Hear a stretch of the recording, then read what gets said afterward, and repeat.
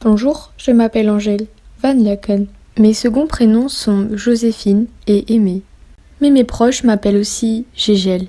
Quand j'étais petite, mes idoles c'était Hélène Ségara, Priscilla et la petite Chérine. Aujourd'hui, je kiffe les pâtes. Désolée, j'y ai pas d'autre chose à dire. J'ai adoré collaborer avec Tristan Salvati parce que c'est un producteur en or qui arrive à garder une place hyper importante sans prendre trop de place musicalement dans le projet. Chère Angèle, je t'écris aujourd'hui pour te dire que tu es une inspiration quotidienne pour moi et tant d'autres personnes. Les causes que tu défends, la musique que tu réalises, nous animent et nous font vibrer chaque jour.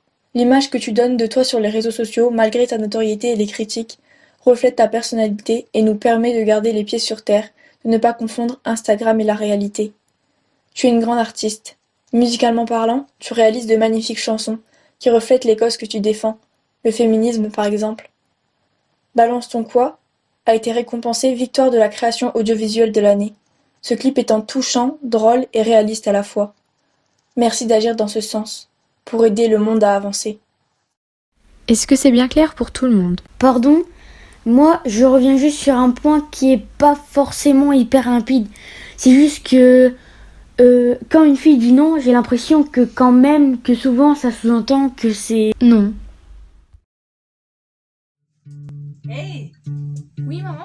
tu as déjà vu les tirs de Niki de Saint-Phal? Oui, c'est quand elle tire sur la peinture pour la faire saigner. Oui, elle tirait sur des poches de peinture attachées à une planche recouverte de plâtre et peinte en blanc. Ça devait être impressionnant. Elle disait qu'elle tirait sur tout ce qu'elle n'aimait pas.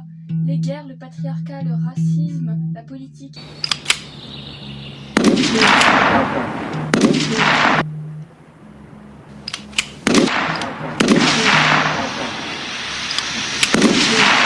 Chère maman, j'ai repensé à Niki de Saint-Phal. Je crois que la première chose qui m'a frappée, c'est qu'elle a réalisé des sculptures immenses et très colorées. Elle a même habité dans l'une d'entre elles. J'ai lu que sa mort avait été causée par le polyester qu'elle utilisait. Elle savait que ça allait la tuer, mais ça ne l'a pas empêchée de continuer. Elle était déterminée. Je suis une artiste, mais je suis aussi une jeune fille. On a beaucoup effacé les femmes de l'histoire de l'art alors qu'elles y avaient leur place.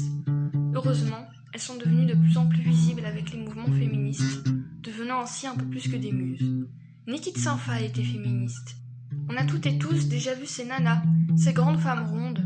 Il y a celles qui sont un peu plus ternes, ce sont celles qui sont coincées dans les rôles de la société. Accouchées, épouses, prostituées, crucifiées. Elles souffrent et doivent porter des débris sur leur poitrine.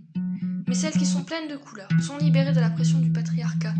Elles sont plus grandes que les hommes pour pouvoir leur tenir tête, indépendantes, joyeuses, exubérantes, puissantes. Une fois, trois jeunes filles nommées Lisa, Rosie et Julie, participant au concours moteur.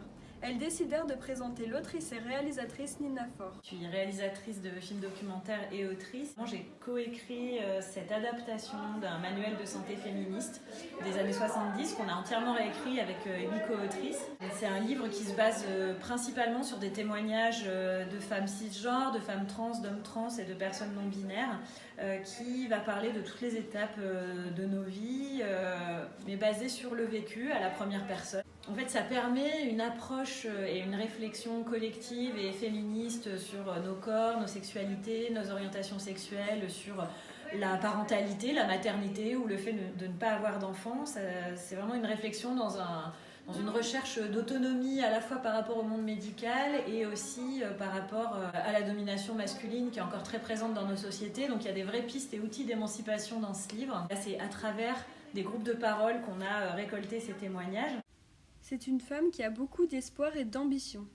Un temps d'échange autour de nos vies, autour d'essayer de comprendre et de politiser ensemble un peu ce que ça peut être le vécu des femmes aujourd'hui en France, quoi. Et donc c'est tout ça dans une démarche féministe d'émancipation et de réflexion sur le patriarcat, ce système de domination qui est encore présent mais plus pour longtemps. Alors je pense qu'on va s'arrêter là. Pour la semaine prochaine, je vais vous donner un petit devoir. Vous devrez écrire un discours qui rend hommage à une personne qui vous inspire.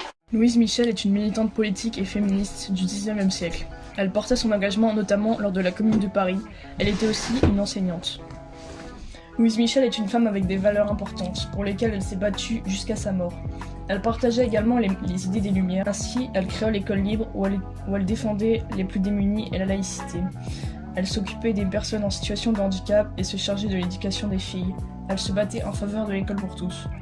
En plus de son combat féministe, Louise Michel s'impliquait énormément dans la vie politique. Elle s'indignait en voyant les conditions désastreuses de la classe ouvrière, ainsi que les méfaits de l'industrialisation. Elle se battait contre l'exploitation des enfants dans les usines, elle aidait les femmes à s'émanciper dans le travail. Louise Michel occupa un rôle important durant la Commune de Paris, où, insurgée, elle prit les armes en voyant que le gouvernement tirait sur le peuple depuis les fenêtres de la mairie. En plus de combattante, Louise Michel s'improvisa infirmière afin d'aider ses camarades. Grâce à toutes ces actions, Louise Michel est une véritable icône. Lors de son retour à l'amnistie, c'est une véritable foule qui est présente pour l'accueillir et l'acclamer.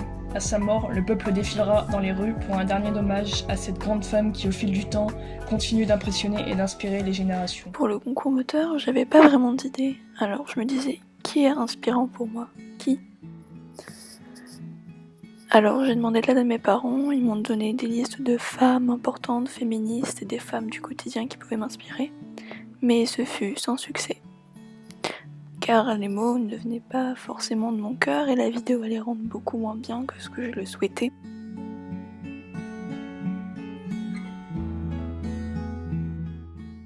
Julie est une amie proche qui m'inspire chaque jour de ma vie. Elle m'inspire tant car le mot échec n'existe pas dans son vocabulaire. Elle a toujours besoin d'être plus forte chaque jour de sa vie et d'apprendre de ses erreurs. Elle réussit dans tout ce qu'elle entreprend et personne ne peut la surpasser. Tant de rires, de crises, d'énervements qui ont forgé chaque jour notre amitié un peu plus. Alors Julie et moi, on s'est rencontrés il y a environ 7-8 ans à un stage de danse. Au départ, on était un peu timides, mais finalement le courant est bien passé. Mais malgré ça, on s'est quand même perdu de vue.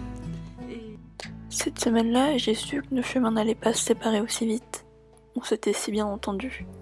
Un jour, Julie a décidé de débuter le patinage synchronisé. Elle avait trouvé sa vocation.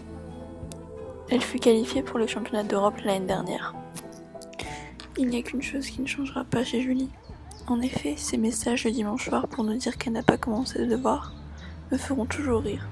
Pourtant, malgré cette organisation très qualitative, Julie n'échouera jamais. J'en suis certaine. Einstein, Copernic, Vinci, tous ces noms, vous les connaissez forcément. Mais seriez-vous capable de citer le nom d'une femme scientifique ? Je vous donne un indice. Elle est née en 1867 à Varsovie en Pologne, diplômée d'une licence de mathématiques en 1894 à Paris. Elle trouva le radium ou encore le polonium, et suite à la mort de son mari, elle devint la première femme professeure à la Sorbonne. Elle est la première femme à avoir reçu un prix Nobel. Je parle bien évidemment de Marie Curie. Scientifique engagée, génie des sciences, Marie Curie a toujours fait en sorte que ses découvertes soient mises au service du plus grand nombre. Son parcours fut animé par un engagement infaillible pour les droits des femmes, l'émancipation par le savoir, le progrès social, la paix entre les peuples. Elle s'identifie au courant positiviste d'Auguste Comte, qui cherche à comprendre le monde grâce à la science. Elle considérera toute sa vie que les découvertes appartiennent au peuple. Tout au long de sa carrière, ses travaux sur la radioactivité permettent des progrès médicaux déterminants, notamment dans la recherche contre le cancer.